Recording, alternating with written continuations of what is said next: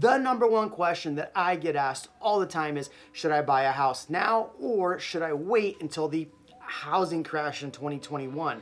Jeremy Knight, the Knight Group, your favorite Austin realtor. Now, at the end of 2019, I actually met with an economist who pretty much said, barring any major catastrophe, pretty much the Texas markets are going to be hot all of 2020.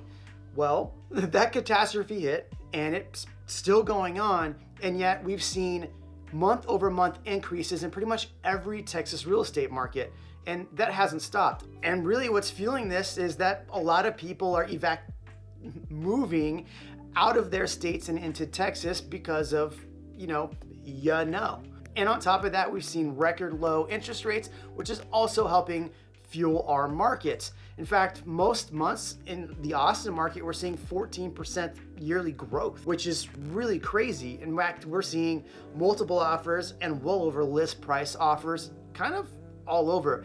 So really, we're just facing kind of a massive shortage. In fact, one of my last videos, we talked about these issues, how it's going to impact first-time home buyers and a lot of other people. Now, that's not what we're talking about in this video. We're really talking about some of the things that are going to be massive problems in Texas in 2021. And yes, there are problems that we're going to face.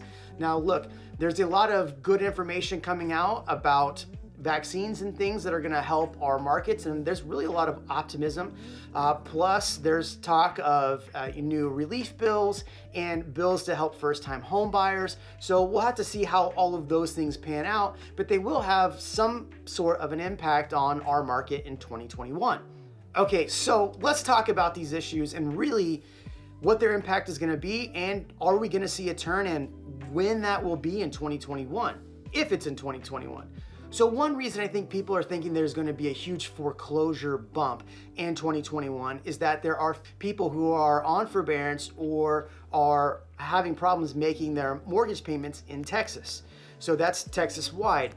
So what will that impact look like, especially with a lot of these forgivenesses wearing off with the forbearance packages and really no new stimulus package in sight yet?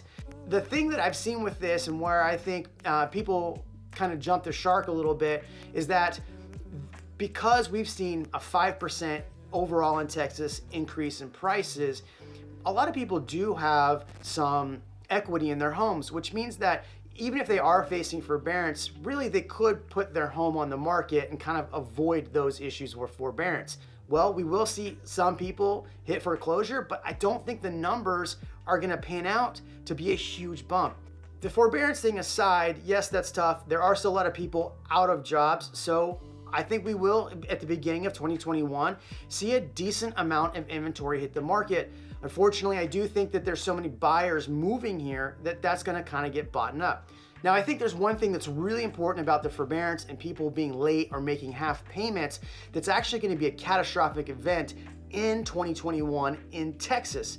Let me explain. Well, it's property taxes. Now, you've heard me complain about property taxes over and over, and I'm not here to do that, but property taxes are on average about 1.8% in Texas, and really in most areas are up to 3%. So here's what the problem is with property taxes. Most homeowners escrow their property taxes, which means that they take and they make a lump sum payment every month, and their property taxes are in that payment. And the mortgage holder at the end of the year makes those tax payments. Now, with forbearance, if they're not taking those property taxes and they're setting them aside in that same escrow, you will see people with shortages in their escrow accounts for their taxes. So January 1st rolls around, tax bill's due, tax bill doesn't get paid in full. What happens? February 1st, you start seeing penalties. You'll see a 6% penalty with an additional 1%, so 7% penalty, and those penalties could get up to 22% in around the July timeframe. And why is that? Tax districts will actually have an attorney assigned to your file, which is an additional 20% on top of the 2% you're paying per month in penalties for not paying. So all of that adds up. So what you'll see is a lot of these homeowners that are already in forbearance that maybe might not have made all of those payments, or people that have been only making half payments or maybe not making any of their payments, have a massive bill due by July of next year if they don't have their full payment. Now look,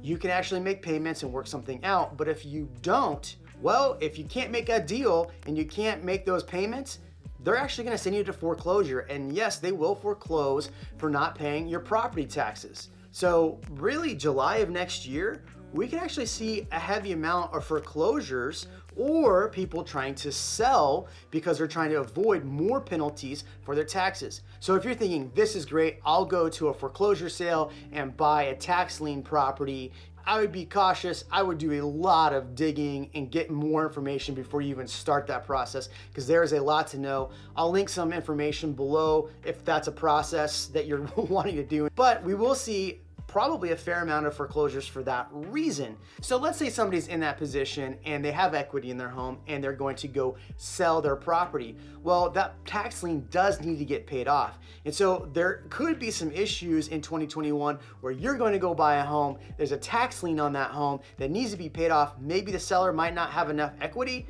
and then you're into a short sale scenario which drags on a contract for 6, 7, 8 months. So there's gonna be some issues where realtors and you need to pay attention when you're buying a home in 2021, because if there are tax liens, those have to get paid off, and it could be a massive problem when you're trying to buy that dream home that has a tax lien. Now, forbearance foreclosures and tax foreclosures could be an issue that might bring down values slightly, but not actually have a turn in our market.